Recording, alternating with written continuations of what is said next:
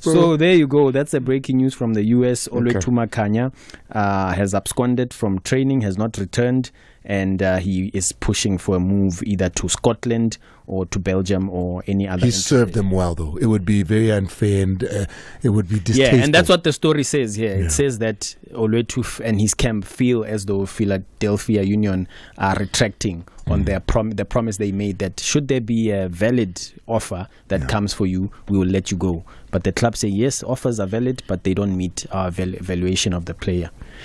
Speaking of valuations of players and all of that, there's two pressing matters here, and in the coming weeks we'll find out what happens. One is with regards to Thapelo Maseko, somewhat of a World Cup hero for Bafana Bafana, scoring that crucial goal that sent the national team to the round of 32 against South Korea, and then obviously were eliminated by Canada as well. So he's been left out of the Austria tour at Mamelodi Sundowns, because if you remember, Thapelo had been training with even as far down as the reserve league at Mamelodi Sundowns shortly after Miguel Cardoso arrived. Even took to social media to say he despises the game that he once loved.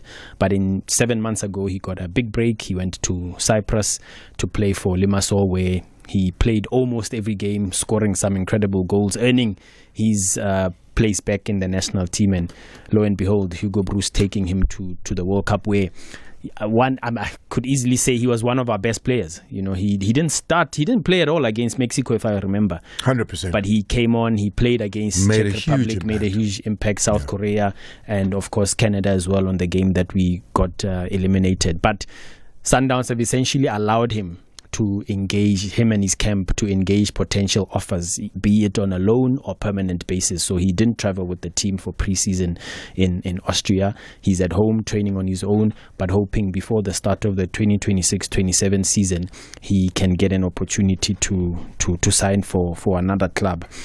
And then at Kaizer Chiefs, I can tell you today, probably happened over the weekend as well. Club-to-club fee agreed between Ali Benghazi of Libya and Kaizer Chiefs for Dlodi Lilepo. But that doesn't mean much until the player signs, puts pen to paper, because Esperance were keen on his service as well. Raja Casablanca were keen on his service as well. So, I remember a story where Bongani Zungu left Amia in France, went to Portugal to go sign a deal. Spanish La Liga. He was supposed to play for Malaga, I think. Got to the airport, did his medicals, 11th hour, Amia said, no, we can't replace you. He had to fly back to France, and the deal collapsed. So until Lilepo signs that deal, he still has time, though. I mean, the transfer window here in South Africa, September 2022 or something like that. So I don't know why it's so long. It's a bit frustrating for some clubs that it drags on for this long. But it also gives those players who are frustrated and want to get out enough time for their agents to look for deals. So that's the current situation at Chiefs.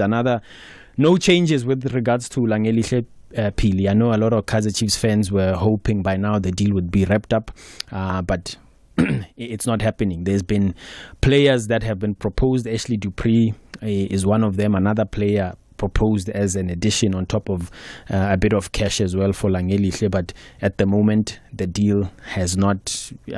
there's no conversation beyond what was put on the table in terms of 2 players plus cash for Langelihle Phili to go to leave Stellies to go to Kaizer Chiefs, and Thabo Cele as well. Still waiting for a viable offer. If he's gonna leave Chiefs, he needs to go to a club that's gonna meet his personal package at the very least, and where he can play football at the highest level. If that's not gonna happen, he's most likely going to run down his contract. So I had a bit more, but I'm gonna give that. Give me one more.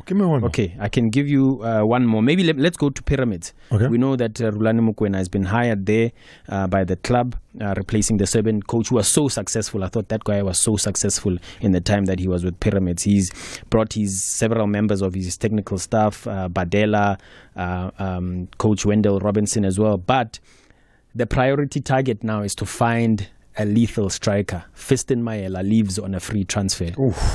He's a free agent now, Fiston Mayela. The club could not offer him terms. We know, we've been talking about this for 2 years. We know his salary is... possibly the highest paid player on the continent.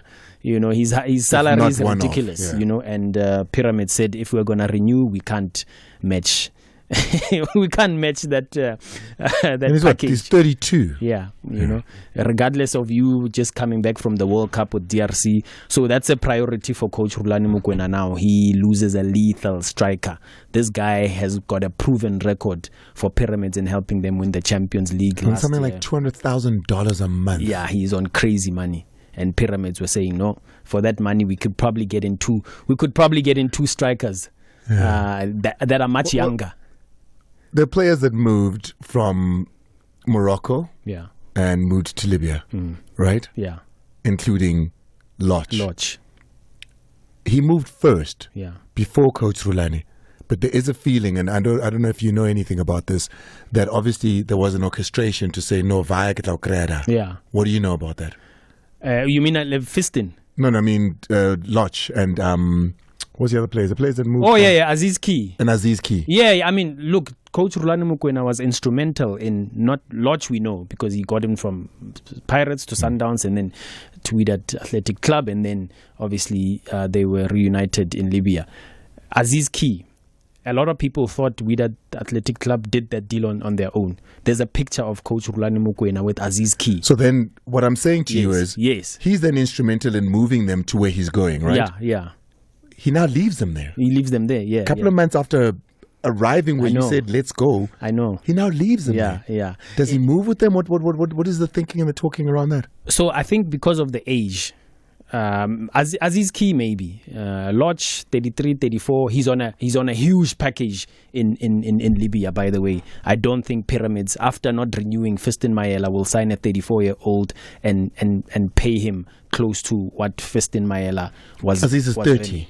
Aziz Fiston's 32, Lodge is 34. 33, 34, 34. Yeah. So I don't, there's the logic there by letting go of a lethal striker who's 2 years younger, because I mean obviously the package is a lot higher than what Lodge is probably on in Libya, but from what I hear, Lodge is on good money in Libya for sure. It's the same case with Luca Ribeiro.